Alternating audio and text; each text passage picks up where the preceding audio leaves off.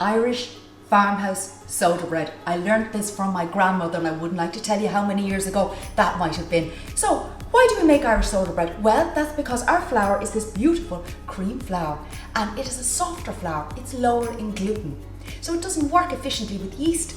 So we've always used bicarbonate soda. Some people call it baking soda, and here in Ireland we call it bread soda, and we use that to make our breads. And to go with the bread soda, we have to use something sour, buttermilk, sour milk, or natural yogurt.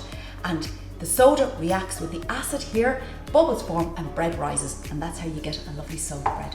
So to start with, I want to do a brown soda bread, which is really the more traditional. And I want to do it with a little twist. So I'm going to make you a Guinness brown soda bread. We'll pop our flour into our bowl, our mixing bowl here.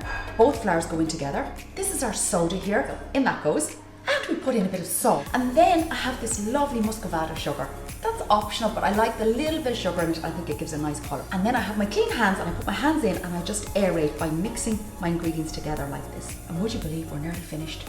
We now make a little hole in the centre, and then we have here our Guinness, and we have our buttermilk. So I'm just going to mix the buttermilk. You can just use the handle of the spoon here and pour that in, and then we put in some Guinness. The Guinness gives a lovely kind of deep shade, but also a lovely malty flavour out of it. Let's give that a little mix and see how we get on.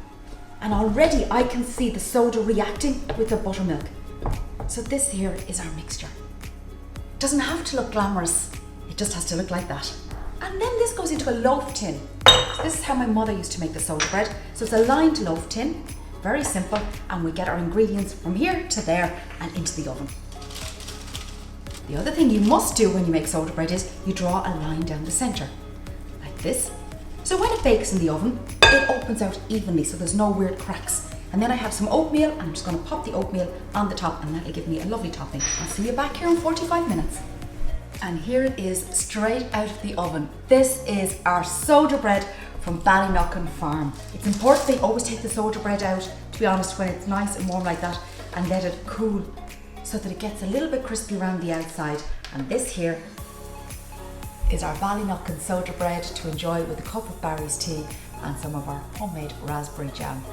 Hope you get to make it, and I hope you enjoy it.